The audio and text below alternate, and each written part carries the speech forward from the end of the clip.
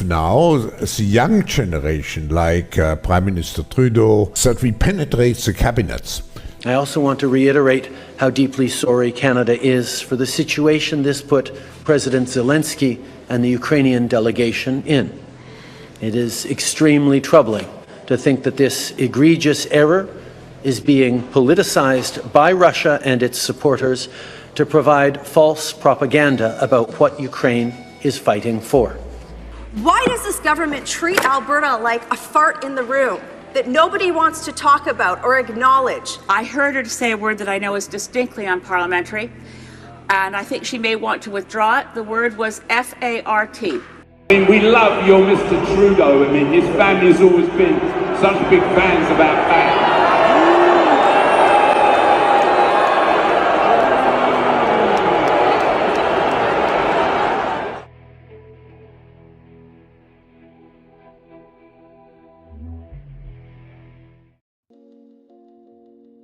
Hey everybody, how we all doing today? Monday, November 11th, 2024. In case you weren't aware of that, welcome to the Maple Files. As always, I'm your host, Snow Himbo, and we got one hell of a show today.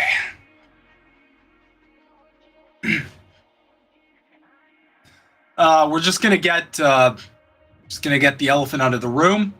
Donald Trump will be the next president of the United States. He defeated the orange has defeated the coconut in an epic blowout. Wasn't even close.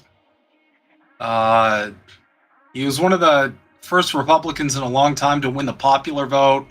And breaking news that just got in, looks like Republicans are going to have control of the House, so they'll have the House, the Senate. He's got the popular vote. Pretty much a full lane. So he's not really going to have a lot of opposition to do all the scary stuff that the Liberals are screaming doom and gloomy about. Some of it I don't know if he's actually going to do, because as I who is someone who is of the post-duopoly persuasion, try to remind people on all sides of the aisle, Donald Trump's like every other politician. He broke a shitload of promises in his first term, and probably going to break a shitload in this term. No, I think I think what he's actually going to get up to is a little more sinister than that. But that is just a bit of a teaser. Because on my new show starting this Thursday at 9 p.m. Eastern Standard Time, Snow Himbo Streams, we're gonna cover a bunch of that, and I'm gonna give a bunch of predictions on how I feel like the next 4 years are gonna go. We also got a lot of exciting Canadian news to cover. But first, I did want to get a little bit of a sneak peek. I wanted to give a bit of a sneak peek for Thursday's show. So Donald Trump did win the election. The Liberals are taking it about as expected, really. There's no other way to say it. But they're going a little nuts. I think we've lost the plot a little bit. So without further ado, let's just let's get into it, and I'll show y'all what I mean.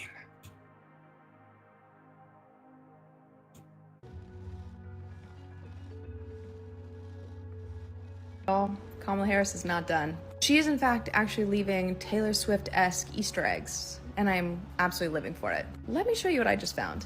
So for Kamala HQ or Harris Waltz emails, this is typically the bottom of the emails that you're going to receive from them. This email was sent to blank. Thanks so much for being a supporter. Paid for by Harris for president. As you can see, I got this one on November 5th.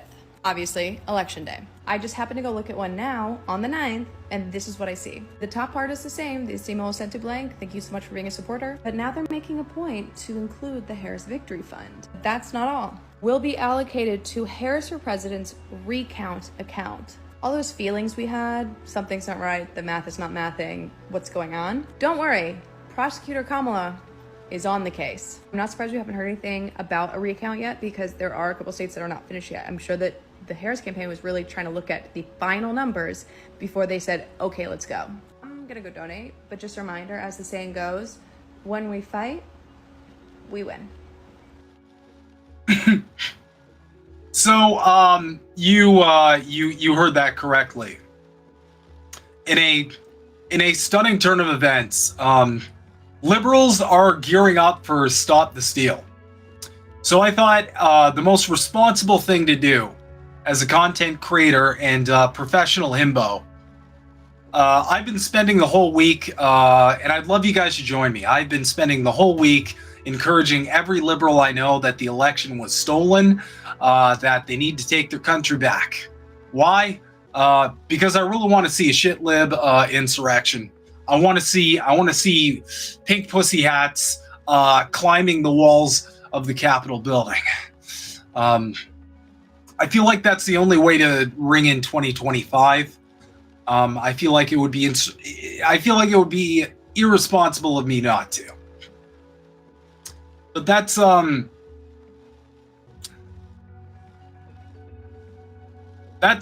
where we're at. That's where we're at. It's not even a week after Trump has won, and liberals have already gone all the way down into the election was rigged. Elon Musk stole the election with Starlink. They're doing the thing that MAGA did where they're like reading tea leaves and they're like going over everybody's a professional like ballot counter now and like comp sci major. So there it is. And all these people, by the way, the funniest part to me, the part that I can't get over, the part that activates my fucking almonds, is that these people are doing this without a shred of irony. Absolutely no irony. They are just like, yep, the election was rigged. I'm going to go off this TikTok video.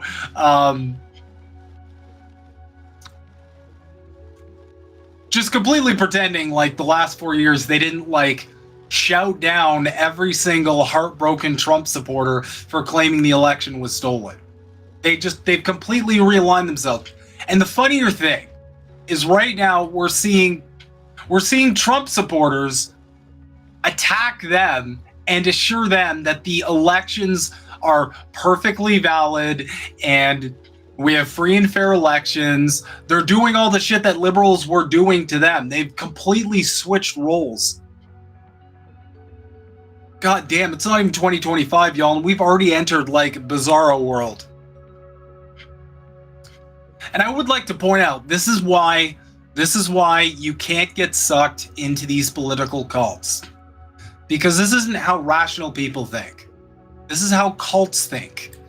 Because the reason why both of these camps can behave in this way, completely hypocritically, without a shred of any kind of self-reflection as to how hypocritical they're being, is because Blue MAGA and Red MAGA really are very, very identical.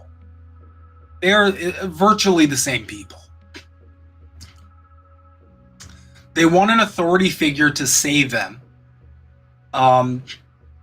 They want to shirk all personal responsibility for improving their material conditions, and they are trying to project that onto a hero figure, a parental figure.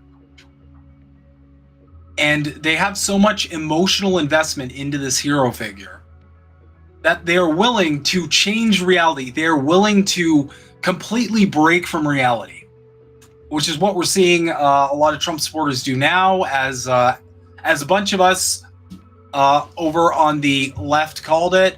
Trump is currently in the process of filling his cabinet with neocons. I called it. You called it. We all knew this was going to happen. What, did you think he was actually anti-war? You think he was fighting the deep state, did you? No. It's the same psyop that got a bunch of y'all with Bernie and got pretty much all of us with Obama. They always do this. They create a hero figure and they place them front and center, and the hero figure says, hey, follow me. I know all your problems are valid, and I'm going to fix them.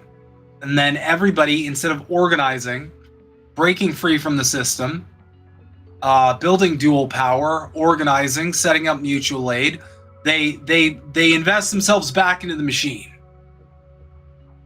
And that way they're neutered, because they're dependent on the establishment to deliver change for them.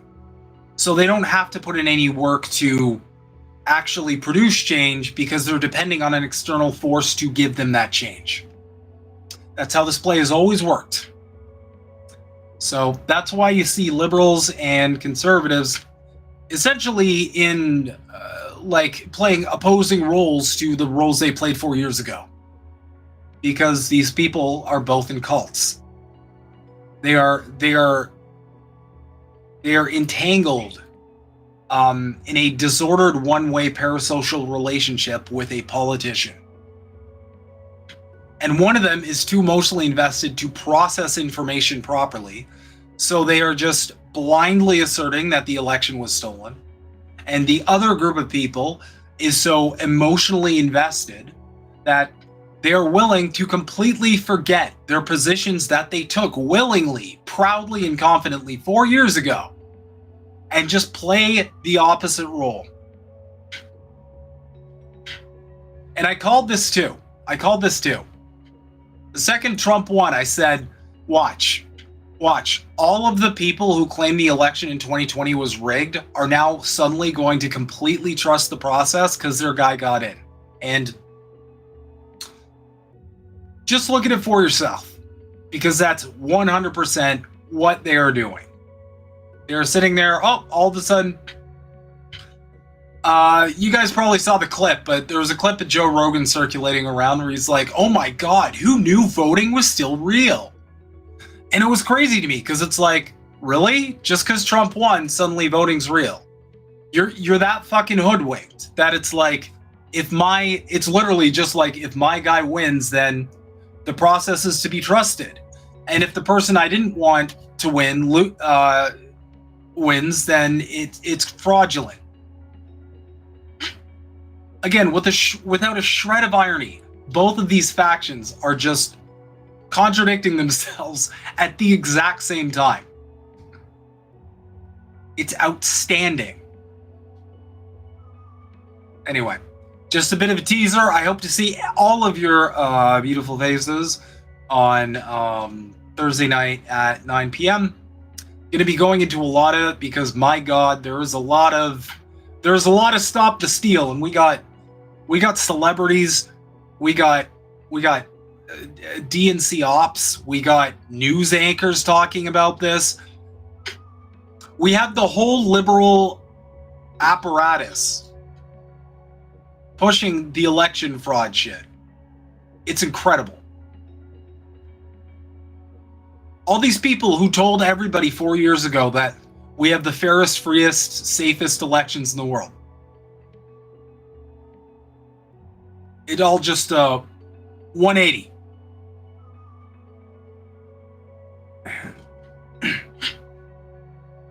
Anyway. What up, Monarch? How you doing, comrade? In before Joe Rogan grift Zionist Bitcoin because Musk or Rogan sponsored told Rogan to do so? Oh, of course. Y'all, I don't know if you've seen the Zionism that's already materializing like a black dragon within the Trump campaign, but holy shit. Y'all, this ain't Make America Great Again. This is MAGA. This is Make Israel Great Again. We're gonna see, this might be the most pro-Israel shit to ever exist in the next 4 years.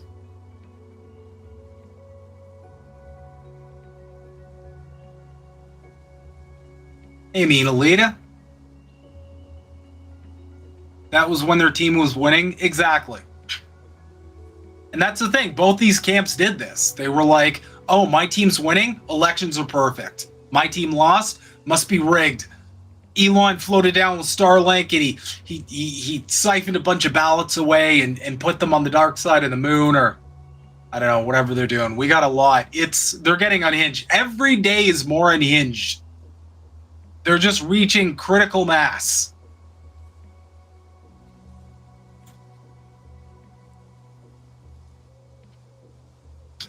Make room for the new form of shitlibs being red MAGA and orange MAGA, Bitcoin, crypto bros and gals. Oh yeah, they're absolutely going to be the new shitlibs. And I just have to say, I'm not really looking forward to the next 4 years.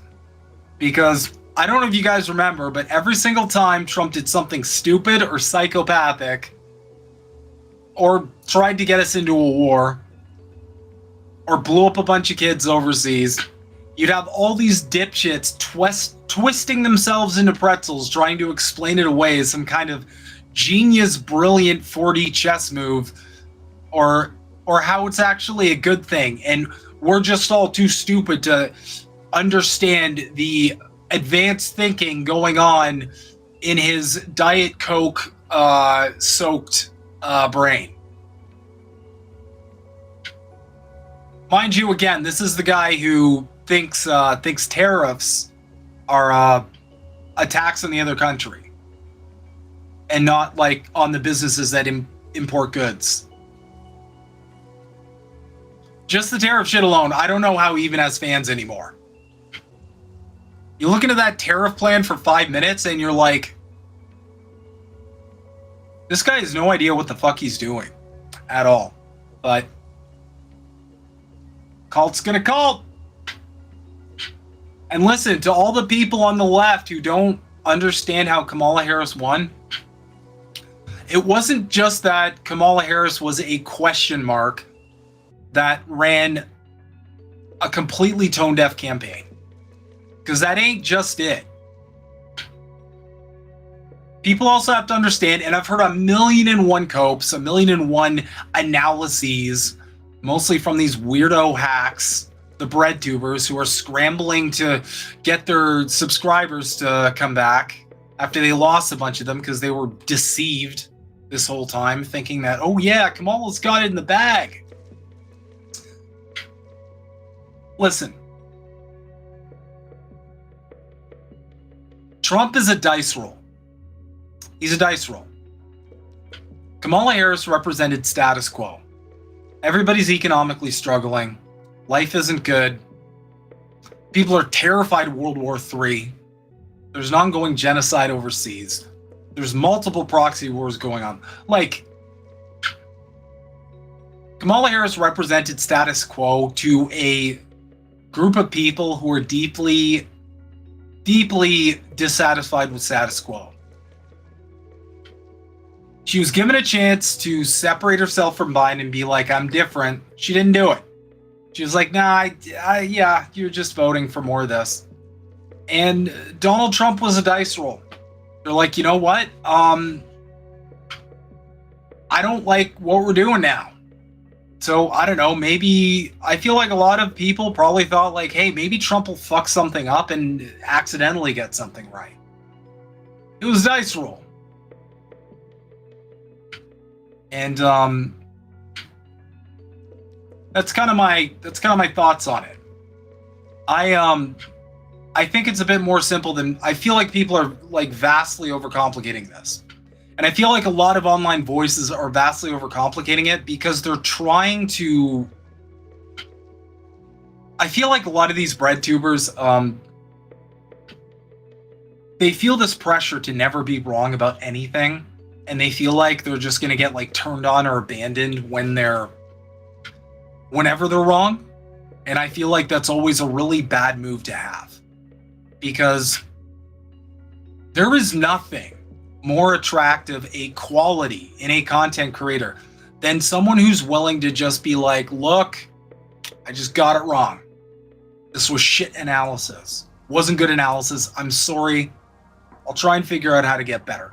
That's infinitely more attractive than people creating these fanciful narratives on how nobody could have predicted the results of this election, which I think a lot of these libs are doing. They're just taking it to the next level of, well, it must be stolen because I didn't see this coming. I wasn't expecting a blowout. This is kind of like 2016's Big Brother. You know, in 2016 they're like Russiagate.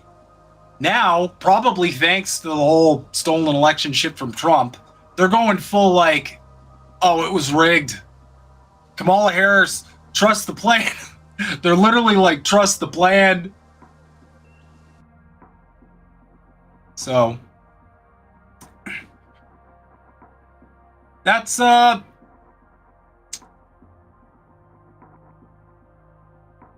pretty much where we're at. So we do have some thoughts from Global News ever since Orange Man did win the election. Oh.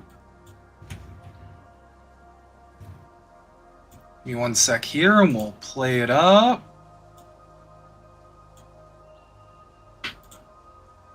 So this is a Canadian news source.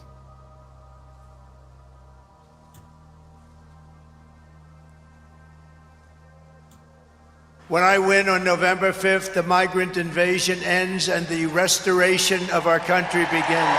A promise Donald Trump says he'll keep by deporting millions of undocumented immigrants. There's concern some of them will seek refuge further north before Trump takes power. You're going to start seeing more asylum seekers coming to Canada immediately.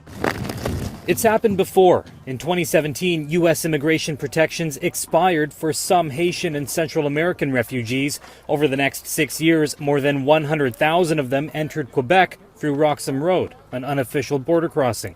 But recent changes to the Safe Third Country Agreement gives Canada the power to turn away any asylum seekers fleeing their home country through the U.S. I guess it's going to be a challenge for the government to decide how are we going to handle this given what's going on in the U.S. And that's going to be where, they're going to have to decide, are we going to accept these refugees and asylum seekers or send them back? But there are questions of whether the U.S. has the resources needed to conduct a large-scale deportation, and if so, how long it would take. The president-elect has made it clear that he's going to expand resources in whatever ways he can, deploying National Guard. I think the threat alone will generate a response. Last month, the Prime Minister announced plans to cut immigration over the next 3 years to freeze population growth. The Fed... And again, we see here, this is one analysis that I do agree with from the election in America, that the Liberal Party has a problem with up here in Canada as well, with the whole plans to cut immigration thing. One of the reasons why Kamala Harris did kind of eat shit a bit, this was a factor. Okay? It's an addition to what I've said before. One of the reasons was, instead of standing on her own and offering objectively popular progressive policy, because for as much as Bernie was a cuckold of the highest order, go check out some maps of the independent donations for Bernie Sanders. Red states, blue states, it didn't matter. His support was insane. And it was progressive policies. Also, if you look at the election results, a lot of red states voted for progressive policies. So the problem that Harris had was she kept kind of courting the right and tacking to the right and trying to find this like this center position where she could get votes from conservatives and get votes from liberals and people on the left as well, which never fucking works out. Because anytime you market yourself as diet Republican, they're just going to vote Republican. They're just going to vote conservative. And our government has the exact same problem. Trudeau himself has been running to the right over the last number of years. And all that does is it signals to the people. All that does is signal to Canadians, hey, the Conservatives are actually counting in the right here. Which makes people go, oh, well, why don't I just run with the Conservatives then? If you're adopting all their positions, if you're adopting all conservative positions, then clearly you support these positions. And people automatically go, okay, well, I guess out of the two, here's what people think. And I haven't heard someone else talk about this, so I'm going to talk about this because I'm always right and everybody else is wrong.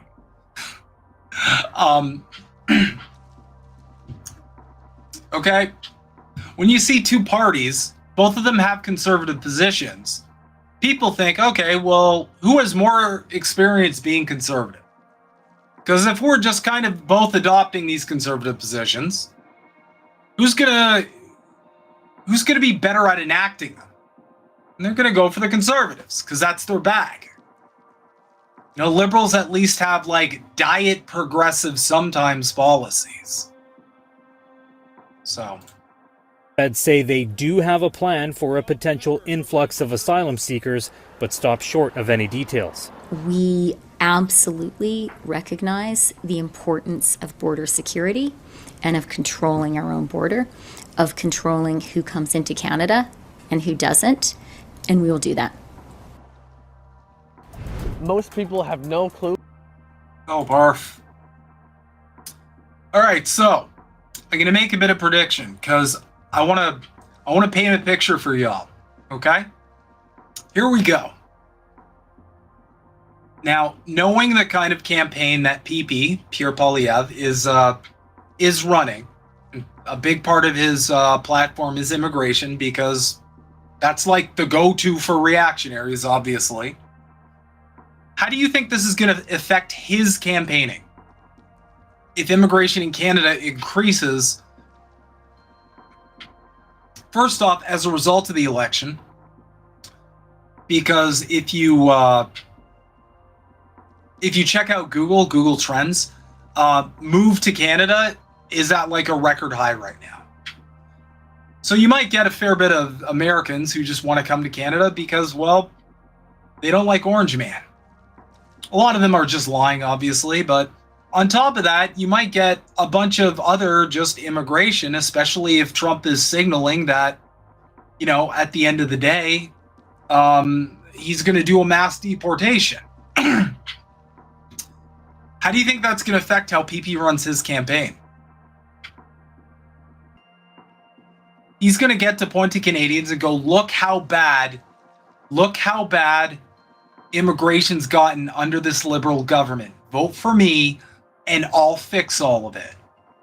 Okay, he will absolutely use what's going on in the States cynically. And because there's a lot of low information Canadians out there, they're just going to listen to him and go, well, shit, I'm scared of immigrants because I've been propagandized into thinking they're the reason why I'm so poor and miserable and not the capitalist class that is exploiting me for my labor or something. And he'll use that. He will absolutely use that as a political tool because that's how right-wingers function. Remember what I said before. Conservative politics, the bread and butter of conservative politics is taking pro-capitalist, pro-business, pro-corporate policy and repackaging it so it looks working class friendly. They take an objectively popular with big business policy and they wrap it up and go, this is good for you. You're going to like it. Oh man, this is going to make your life so much easier. That whole trickle-down scam that Reagan had, where the conservatives in the West are still all operating from that same playbook. You know, and people fall for it. Why? Because they're desperate. They're unhappy with the neoliberal government they're saddled with. And much like Trump with Poilievre, if he wins, it's probably going to be conservatives doing the same thing. Probably going to be them rolling the dice and going, well, let's see what he does. Maybe he'll, and this is so much of how conservative campaigning works. People think in their head, well, maybe he will somehow magically make life less expensive. Maybe he'll just figure something out. Maybe he knows something I don't. They are hedging their bets on change. And a lot of conservative campaigning, especially with the current iteration of the CPC, the Conservative Party here in Canada, because they have access to a shitload of capital.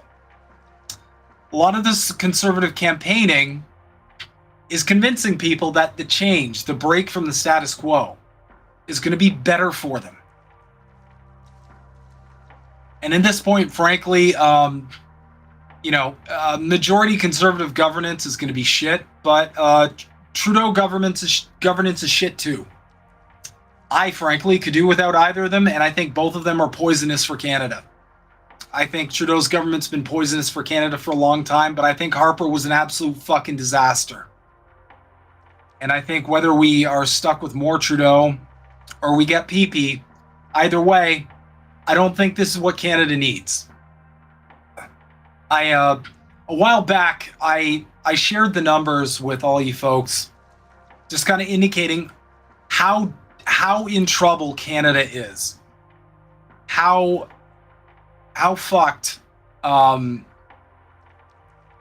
we are when it comes to debt, specifically household debt, how much wages have stagnated, how economically insecure Canadians are. Like, it's a 5-alarm fire right here.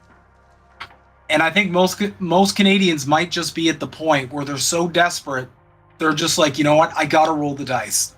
I can't do more Trudeau. This Liberal government is not working out for me. And at the end of the day, what that may most certainly result in is the Conservatives taking majority power, and they will absolutely drive the economy off the cliff, just like they did with Harper. I showed you all that cycle. Ineffective neoliberal governance gives rise to fascism. The fascism fucks up the bag for the working class to the point where it's not manageable. And at that point, another neoliberal figure appears to spread hope and change and reset the cycle. That was the purpose of Obama. That was the purpose of, yes, Bernie. That was the purpose of Justin Trudeau. These people come out of the woodwork and they go, I'll fix the bad conservative government. Gold Monarch, what is Canada's version of BlackRock? It is BlackRock. We're in bed with a lot of the same corporations as you guys down there. We have a lot of mining companies up here that have a significant control. But we're in bed with all the same cats. Anyway, we've got some more news here.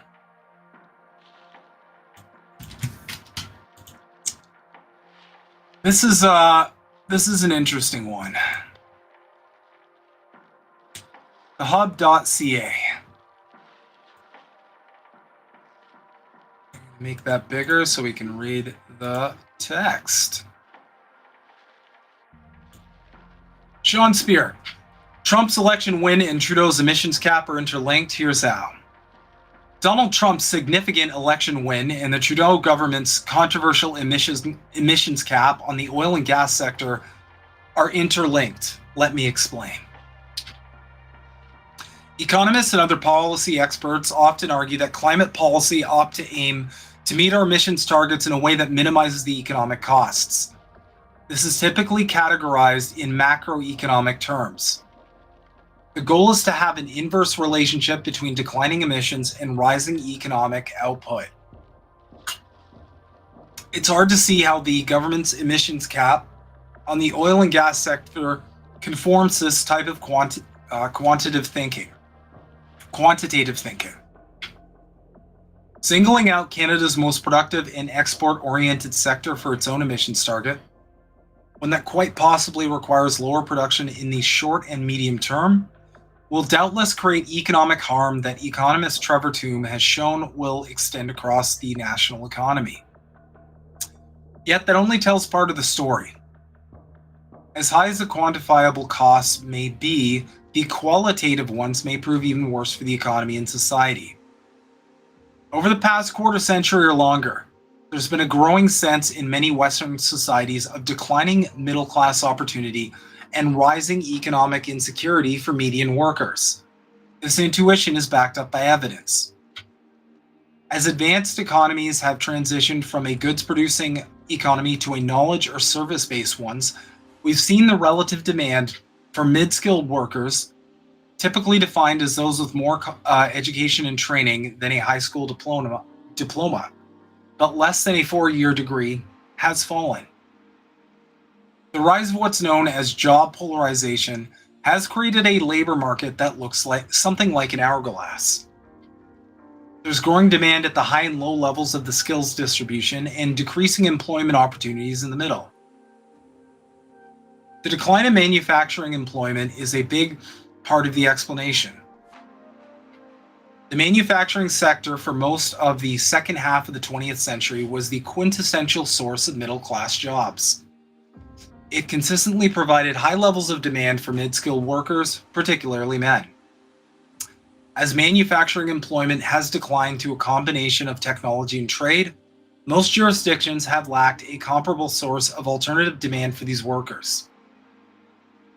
Although one doesn't want to oversimplify it too much, it's fair to say that these labor market developments have played a key role in the growing sense of attenuation and insecurity that has come to mark modern society. Canada has been something of an outlier on these issues. Although we've seen declining manufacturing jobs and mid-skilled employment overall, the latter has been far less marked than elsewhere. Our labor demand for mid-skilled workers has held up more than our peers. Prompts the question why? The short answer is Canada's energy sector. Economists like David Green and Kevin Milligan have documented the extent to which the natural resource economy in general and the oil and gas sector in particular have sustained middle-class demand in our economy. As Milligan has written, nothing has contributed more to natural resources to buttressing the Canadian middle class against the rapidly changing global economy of the 21st century. One way to think about it is this. As the manufacturing sector's demand for mid-skilled labor systemically fell over the past 3 decades or so, the natural resource sector in general and the oil and gas sector in particular hoovered up a lot of the excess supply. The types of workers who would have otherwise been displaced and left to slide down the skills distribution into lower paying jobs were able to find well-paying alternatives developing the country's oil and gas resources. The broad-based effects of this middle-class employment cannot be overstated. One can even argue that the oil and gas sector's demand for mid-skilled labor has played a key role in protecting Canada from the social pathologies and political excesses that have marked other advanced economies. Here's where it ties in. These considerations, particularly in light of Trump's re-election, shouldn't be lost on Canadian policymakers. At a minimum, they ought to be cautious about how their policy choices affect one of the remaining sources of middle-class opportunity in the economy.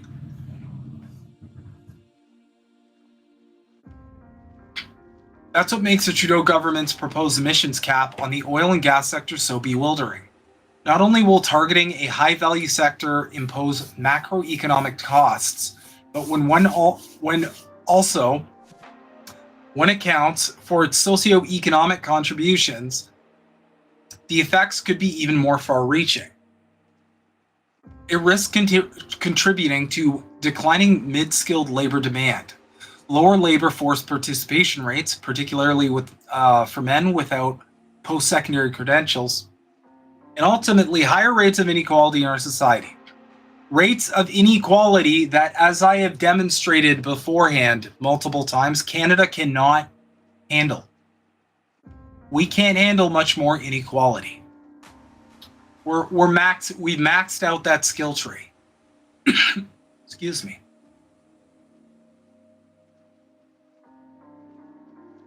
The US election demonstrates the political consequences. Trump's electoral appeal on jobs, trade, and immigration contributed to major gains with the types of voters who have been affected by job polarization and declining middle-class opportunity. These socioeconomic trends have also been key factors in the rise of disruptive politics elsewhere in the advanced world. Why then would Trudeau government enact a policy like the oil and gas emissions cap, which risks creating those conditions here?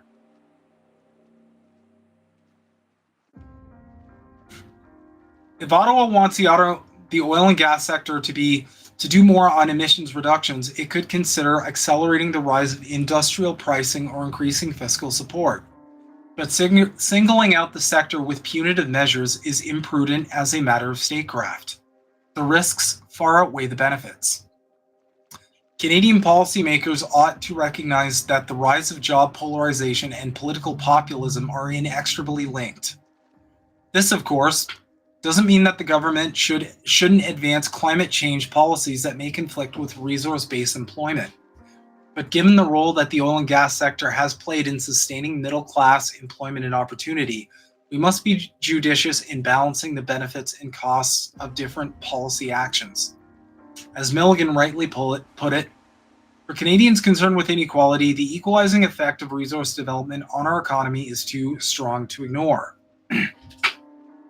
If we ignore it, the costs and consequences could be significant. Trump's re-election should be a salutary warning. So,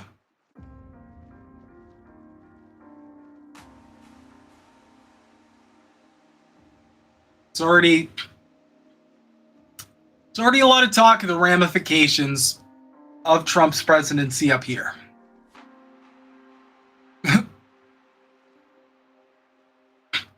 Can you say buttressing again? Buttressing. Canada has an extra time zone to fit in dildo.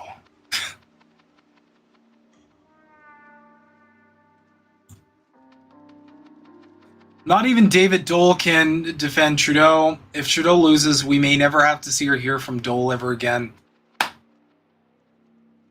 Please, I would love to take David Dole's place. Because I would love his viewers. I would love to radicalize them and get them to withdraw from this duopoly hell that he keeps them in, much like the twerps at the Vanguard who just finished blocking me because I ratioed them. It was a brutal ratio too. Oh my god. And the Kyle Kalinskis, all these dopes.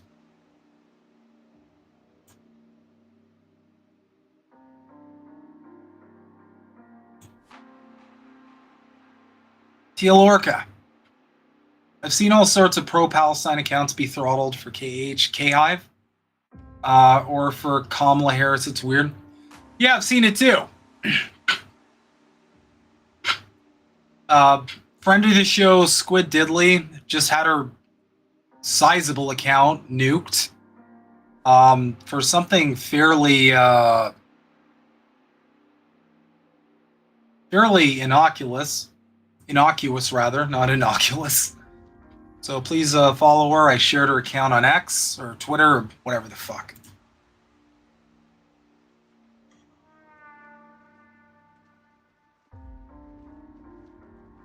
Snow, your pinky finger on your non-dominant hand could do David Dole's job.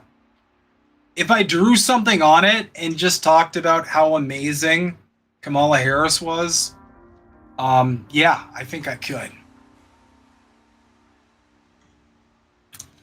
What is going on, Natalie Williams? Hope you are well, comrade. Guess what? It doesn't matter which party wins. The oligarchy always wins. Correct. Correct for America and correct for Canada as well. We are absolutely no different up here. But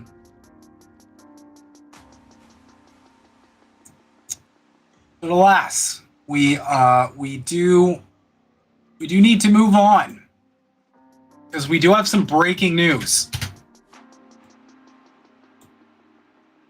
Very, very breaking news.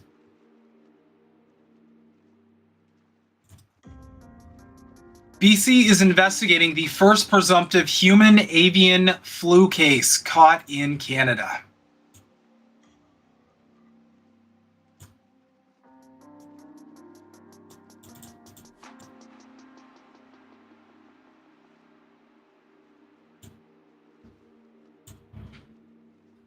British Columbia health officials are investigating what's believed to be the first human case of avian influenza caught in Canada after a teenager tested presumptively positive for the disease, the Ministry of Health announced Saturday.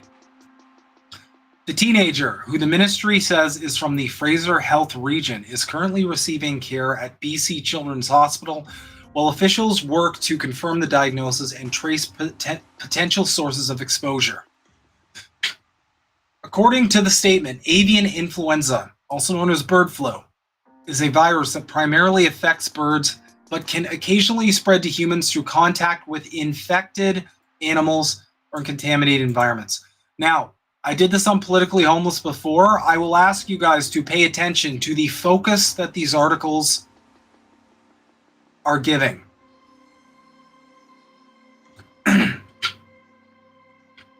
BC's provincial health officer, Dr. Bonnie Henry, says the case marks the first time H5 avian influenza has been caught by a person in Canada, as far as they know, although there have been isolated cases reported in the US and other countries. Our thoughts are with this young person and their family during this difficult time, she said. Henry said a thorough investigation is underway to understand how the virus may have been contracted. The minister noted that public health officials are tracking contacts of the patient to monitor for symptoms and to provide guidance on testing and prevention measures. Currently, no human cases have been identified in connection with this incident.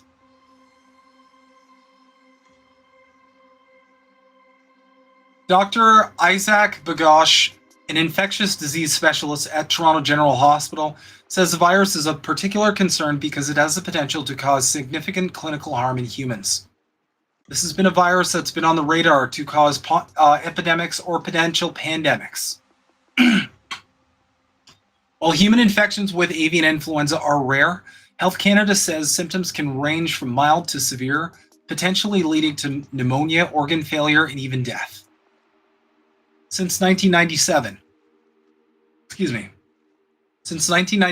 over 900 human cases have been reported globally, particularly in Asia and Africa, with about half of them resulting in death, according to Health Canada. However, the government cautions this fatality rate may be overestimated, as mild infections can often go undetected and underreported. Wow, really? Mild? I don't need to say it. If this seems familiar to anybody, yeah. Another part of what makes the virus concerning, Bogach said, is its ability to reassort or swap genes to make it more readily transmissible. Excuse me. What up, Indy? We're talking about cocks. Well, chickens. We're talking about chickens. According to the Toronto-based physician, avian flu outbreaks in the US have already led to at least 44 human cases, though he said this may be a gross underestimate. We know that political borders can't stop the spread of infectious diseases, and of course this can happen in Canada and elsewhere around the world, he added. According to the federal government, there have only been one case of H5N1 ever reported in Canada. A Canadian resident died of avian influenza, H5N1, in early 2014 after returning from a trip to China, where they were likely infected. Since early October, the H5N1 virus has been detected in animals at numerous sites in BC, including 22 poultry farms, and in a variety of wild birds and small mammals such as foxes and skunks. Earlier this week, Vancouver Island's health authority warned residents about a possible exposure to avian flu at a petting farm in Campbell River. The Canadian Food Inspection Agency says that as of November 10th, there were 23 sites, most of which are commercial poultry operations, actively dealing with avian bird flu infections in BC. Over 6.4 million birds in the province are estimated to have been impacted.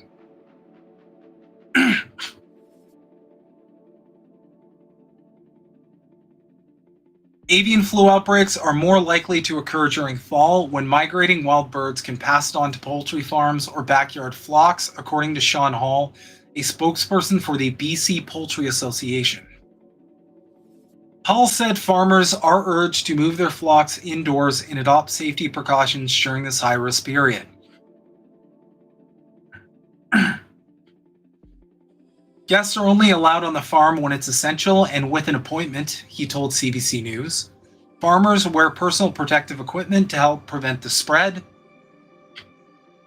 In light of the confirmed cases among animals in BC, officials are recommending that residents avoid direct contact with sick or dead animals, keep pets away from affected wildlife, and report any dead or ill birds or mammals to provincial authorities.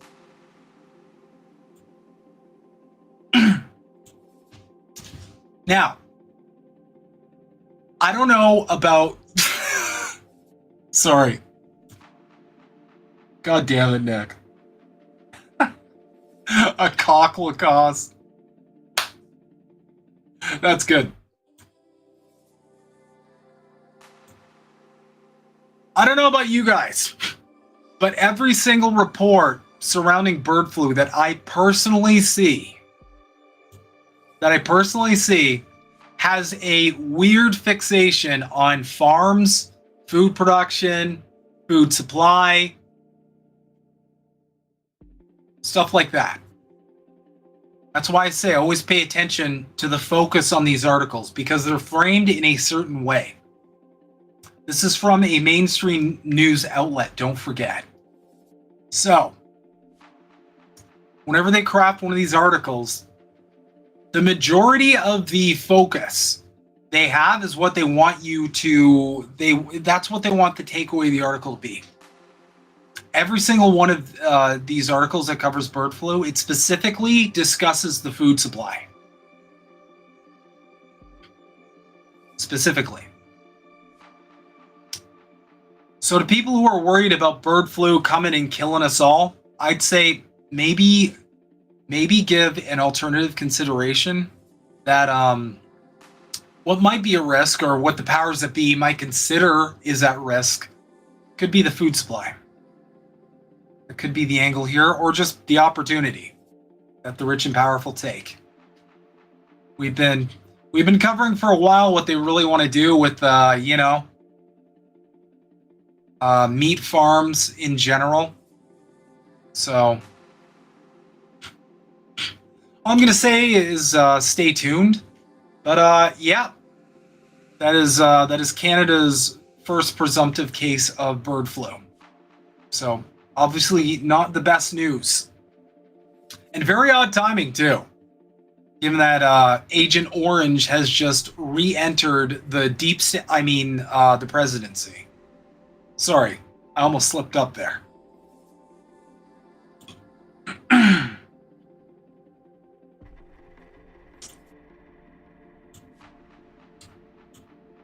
Next bit of Canada news we have here.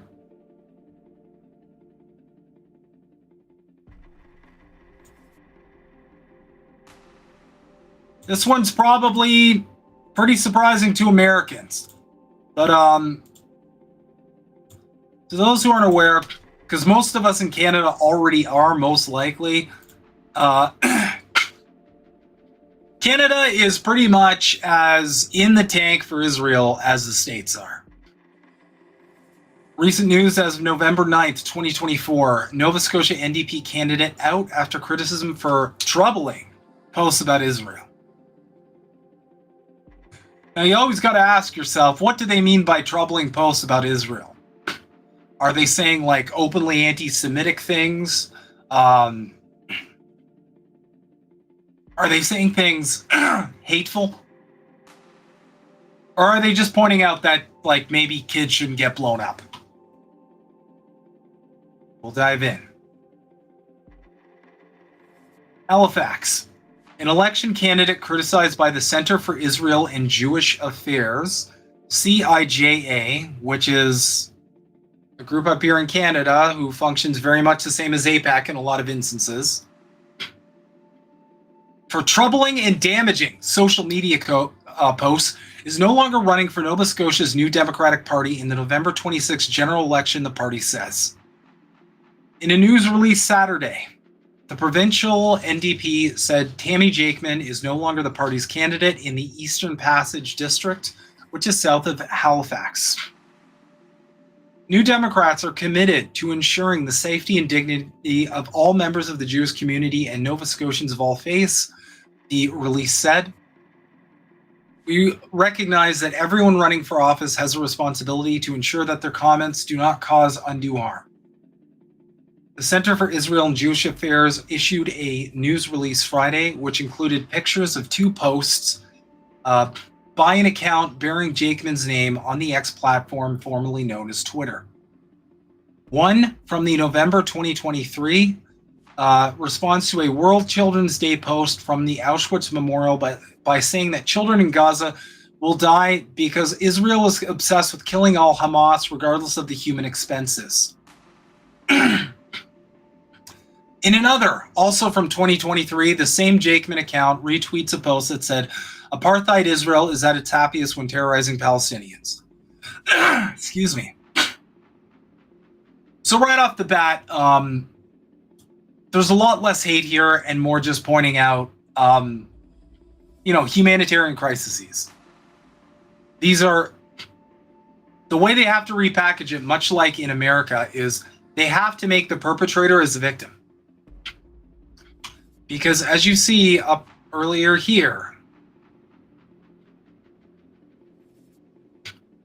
they're committed to ensuring the safety of dignity of all members of the Jewish community. They use that interchangeably with Israel as well.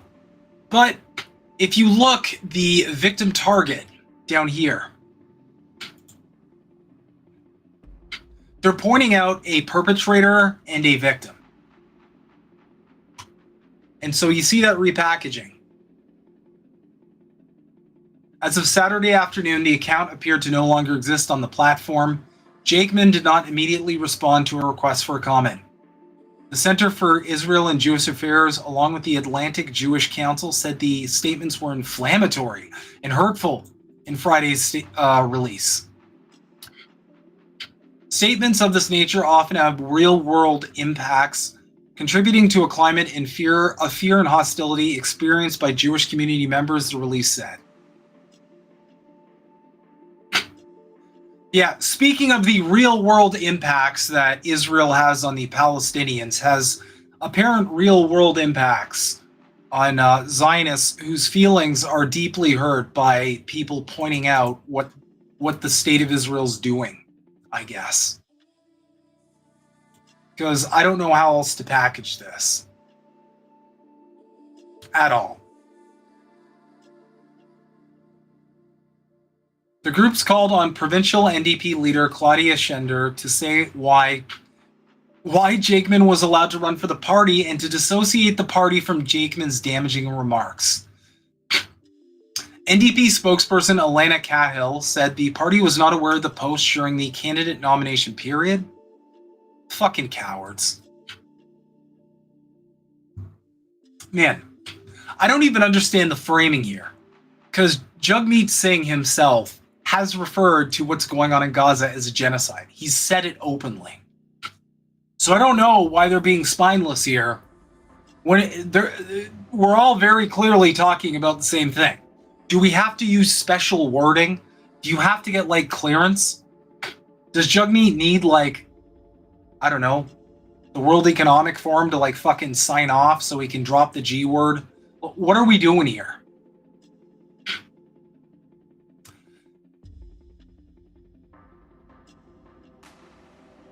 Cahill said Jakeman posted an apology for the remarks to her X account on Friday, though the Canadian press could not verify this claim, as the account appeared to have been removed. The NDP is always reviewing and improving our vetting process to make sure it's rigorous and that all of our candidates uphold the values and principles of our party, Cahill said in an email. Jakeman's exit from the party comes after the candidate nomination period closed, so there will be no NDP candidate to take her place in the Eastern Passage District, Cahill added. It's not clear whether Jakeman will run as an independent. The Nova Scotia Liberal Party also condemned the social media comments. There is no place for anti-Semitism.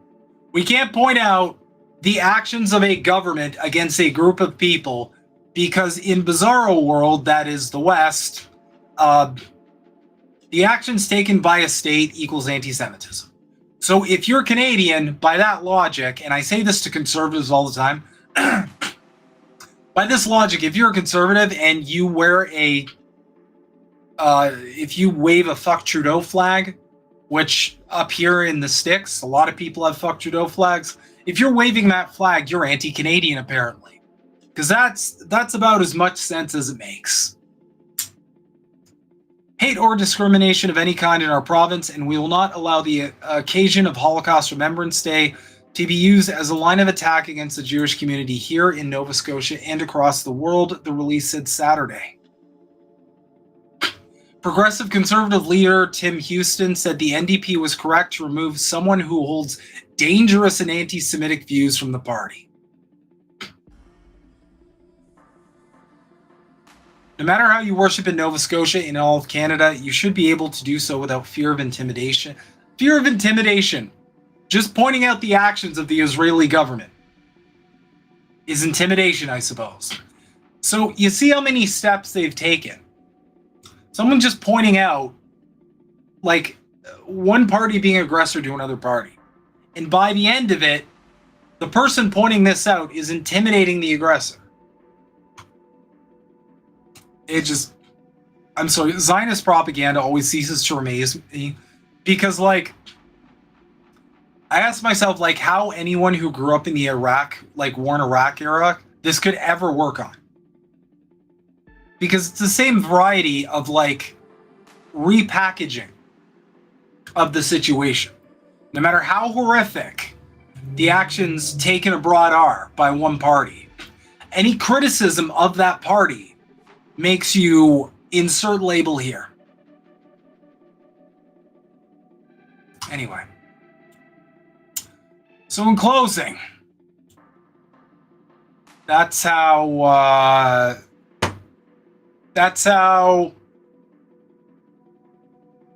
cucked Canada is. We're every bit as cucked when it comes to Israel and the genocide going on in Gaza. Words are worse than genocide, Snow. I know, right? Like, I know kids getting blown up kind of sucks, but have you thought of the people dropping the bombs' feelings? Because that's what's really important. Nick. Himbo, you're killing it on Twix, encouraging the D's to take their country back. Thank you. And I encourage everybody to help me do it. Okay? Listen, guys. Listen. Donald Trump and Elon Musk used Starlink to steal the election from the Democrats. Their country was taken from them. Okay? So we need to give all of the support we can to help them stop the steal. Okay? January 18th, they're planning to protest Trump in DC.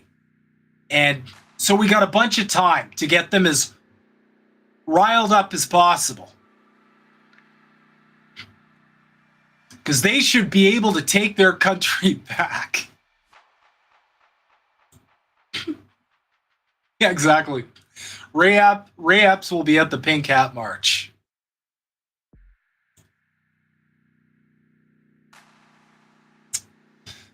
Yep.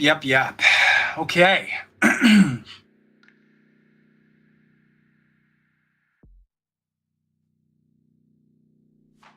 So that's the weekly Israel dumpster fire of the day.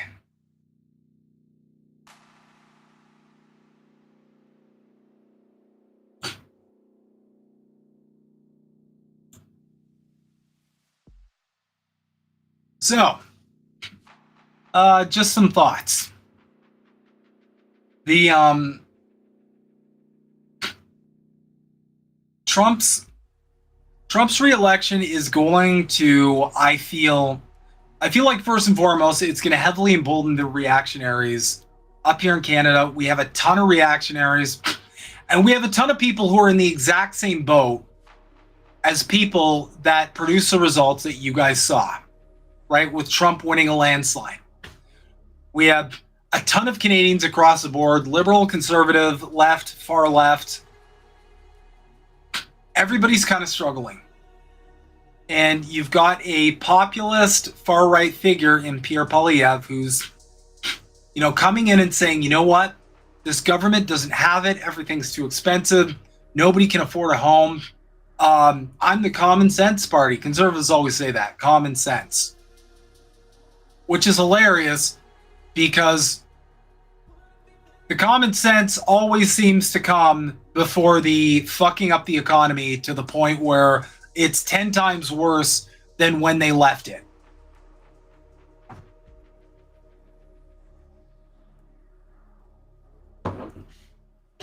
So, I feel like Trump's colossal win is probably going to embolden the reactionaries up here.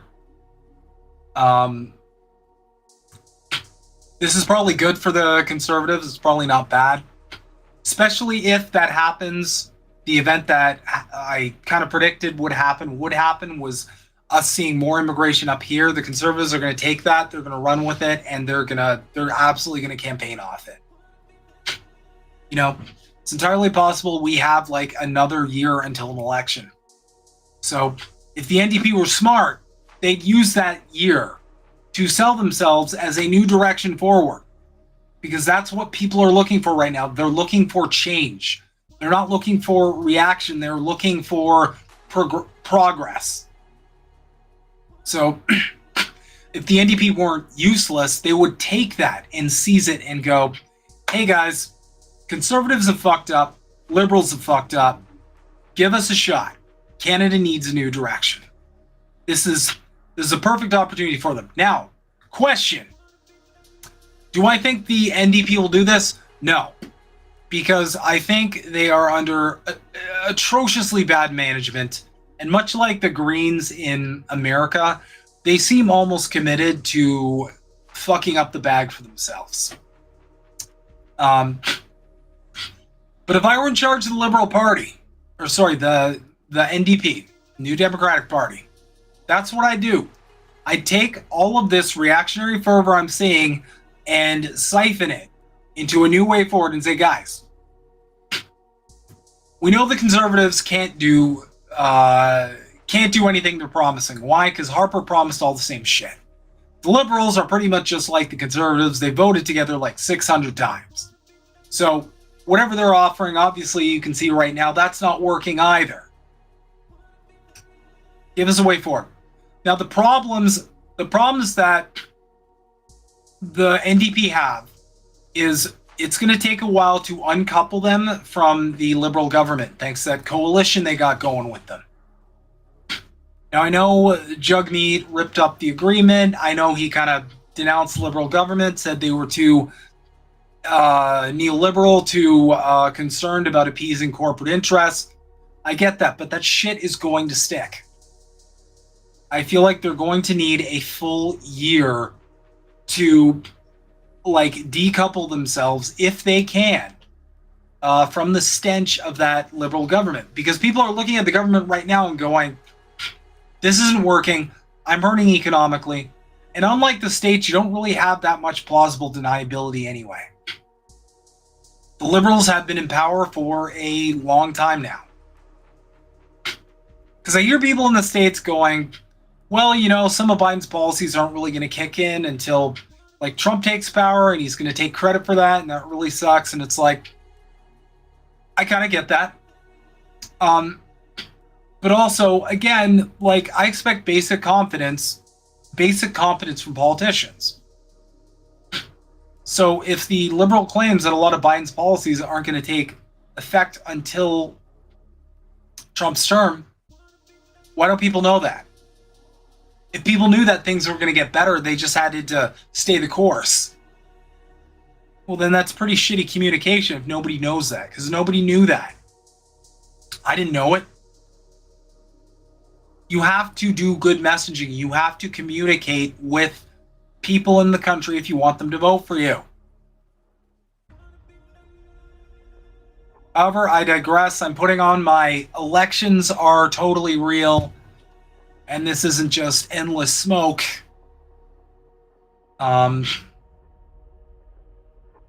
Primarily because we live under a dictatorship of capital, and so at the end of the day, it doesn't really matter what government is in charge.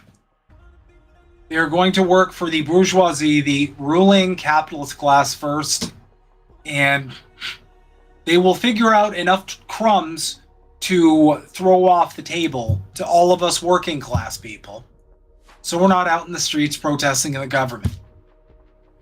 That's kind of just how that goes. A lot of people ask me, how do you feel as tariffs are going to affect Canada? My answer is, I'm not entirely sure. My gut says things are probably going to be less catastrophic than the corporate press is painting it out to be. To be perfectly honest, I'm personally more worried about Americans. I am far more worried about Americans.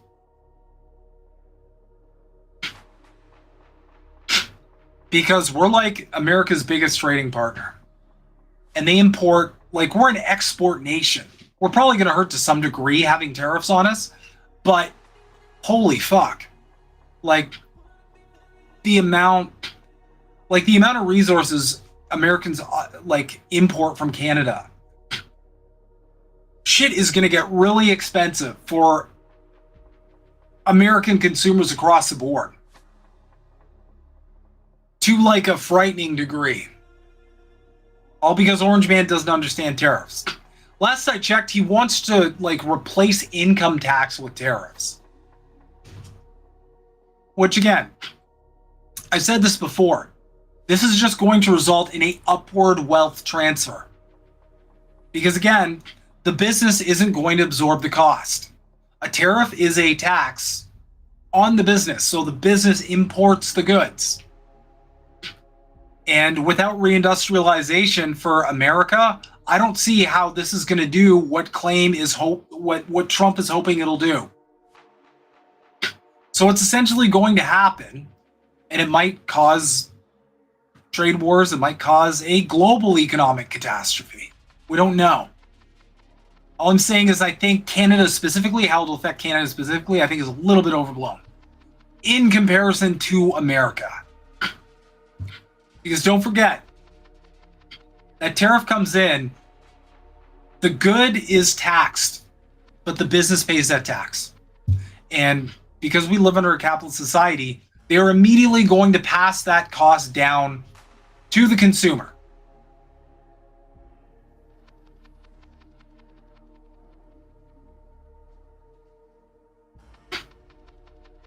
So,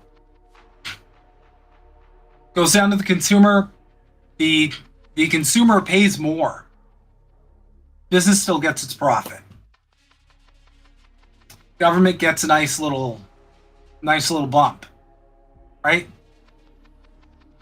We don't really know how it's gonna balance out.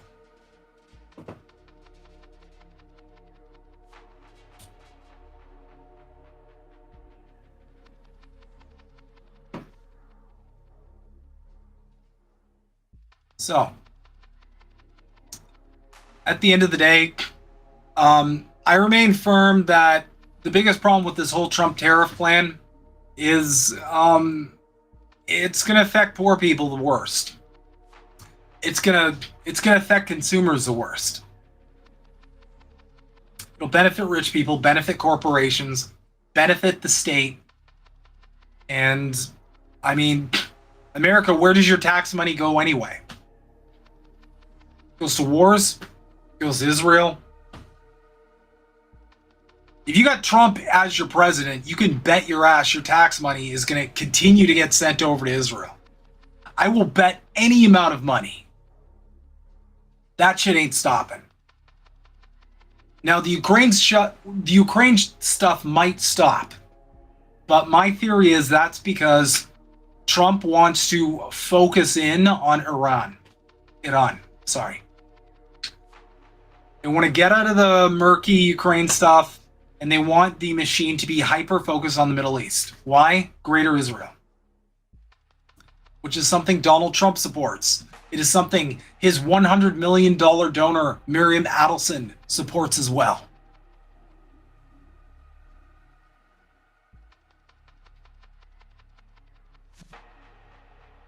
And of course, where are my manners? Those taxes are also going to go to a bunch of subsidies for defense contractors, subsidies for big business, etc., etc. So, not looking good. Now, do I think Trump's actually going to pull this off? I honestly don't know. Because again, like I said earlier, lest we forget, Trump's a guy that says a lot of shit like every other politician, and he breaks a lot of promises. You know, did he lock her up? Did he build the wall? Did he make Mexico pay for it? I could keep going forever with all of the broken promises. There were tons, like every other politician.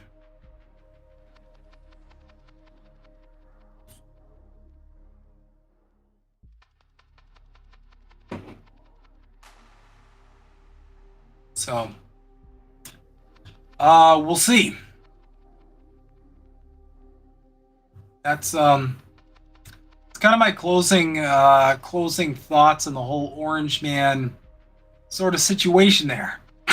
Excuse me. Now, I'm sure Trudeau's not thrilled. We had some videos earlier of like our MPs like assuring people like, don't worry, we've been through this before. I'm sure Trudeau doesn't want to deal with Trump again. Trump kind of, just shit on him.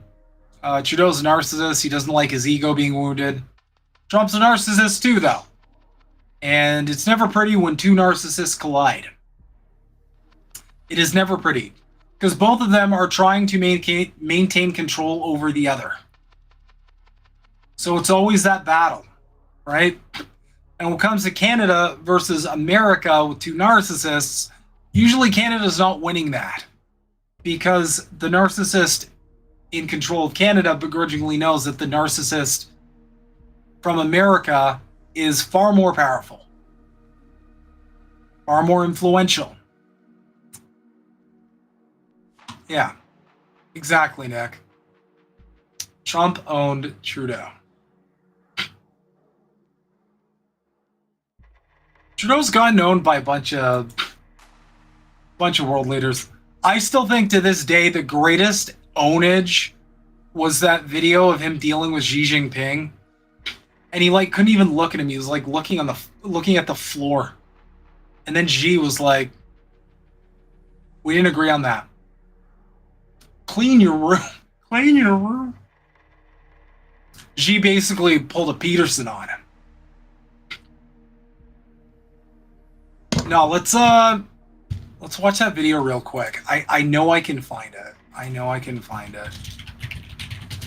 It was fucking oh baby, was it gold. There we go. All right, I'm just trying to find the one. I'm trying to find a version with captions.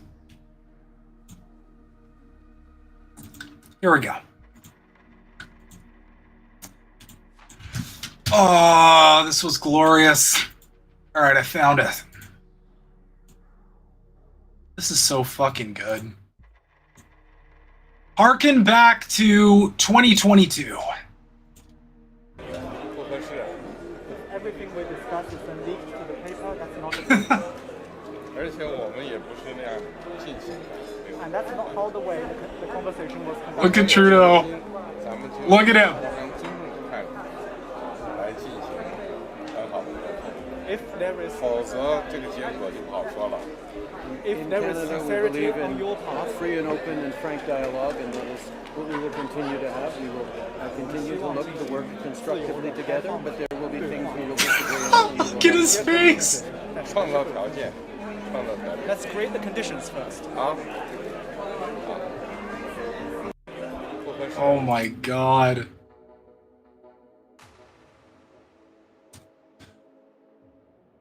Too fucking good. Too fucking good. And afterwards, in the extended video, he just scurries away.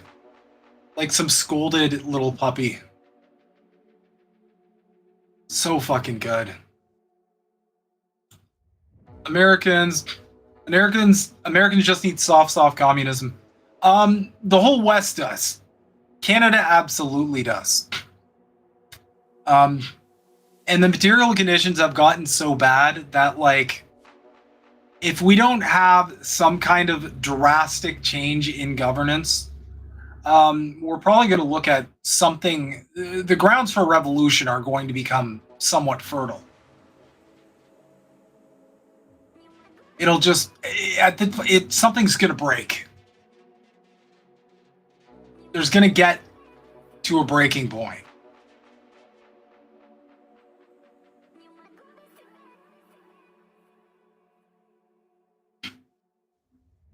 I actually went to a site that rated your reputation. I scored high, but my friends didn't. It was weird.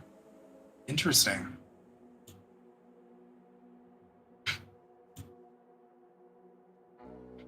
No eye contact? Yeah, she was so done. You're just like, fuck you, get out of here. Yeah, that was pretty great. I'm curious, what's PP up to? Just curious what the...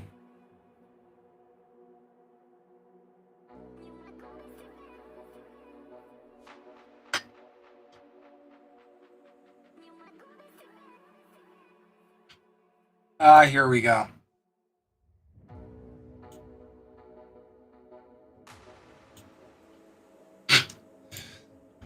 So, just as a reminder of how Pierre Poilievre, PP if you will, is kind of mimicking the whole, like, he is taking a lot of pages out of Trump's book. Let's be completely real here.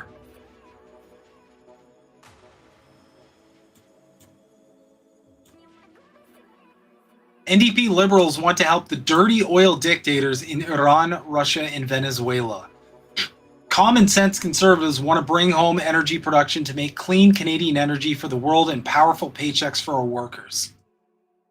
Sign here to support more Canadian energy production.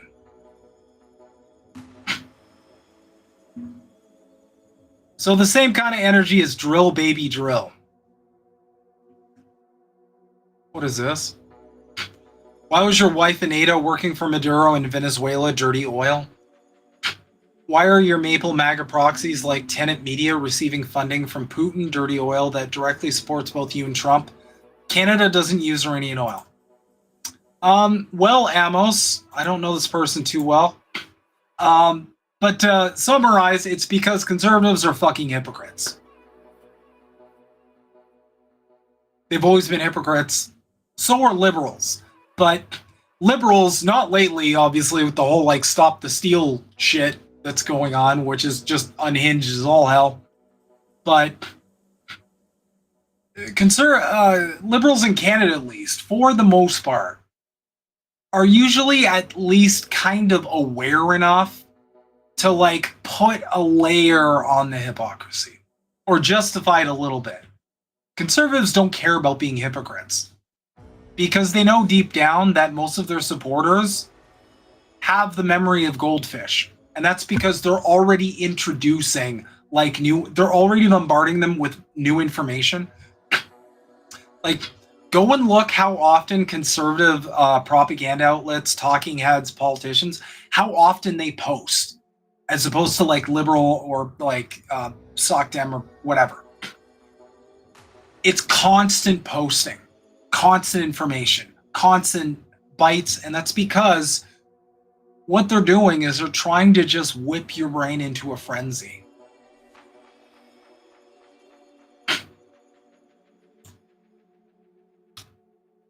Nick Riviera, Himbo, would you be able to do a show on what's going on in the Indian community up in Canada?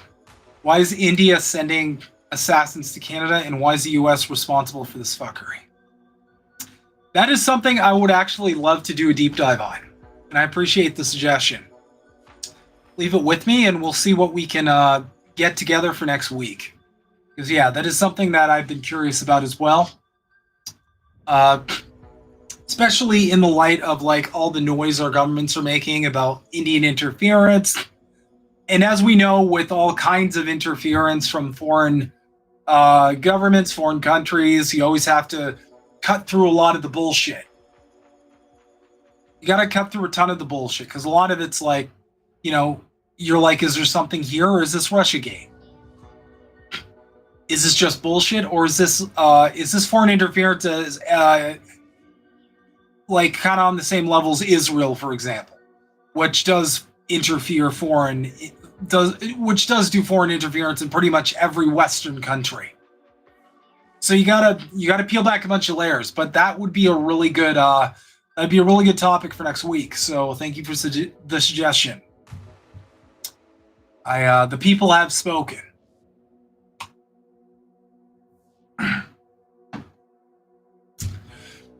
Anyway, guys, we're coming up to an hour and a half. That's all I really have for tonight.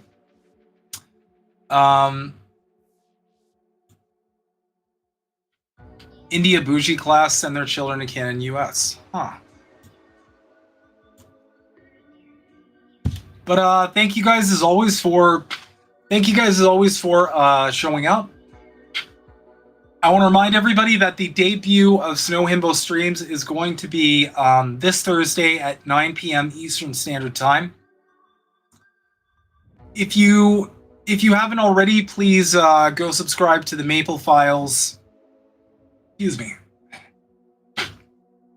If you haven't already, go subscribe to the Maple Files channel at the Maple Files with underscores separating them. Subscribe to me at Snow Himbo, at Snow Himbo on YouTube. And sign up on Kick. I'm already on Kick, man. I have an at Snow Himbo on Kick. We're there on INN too.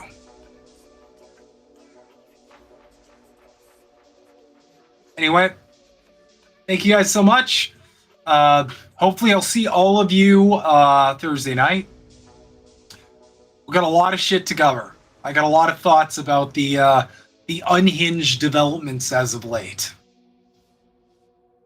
So, yeah, thanks again, everybody. And as always, keep questioning.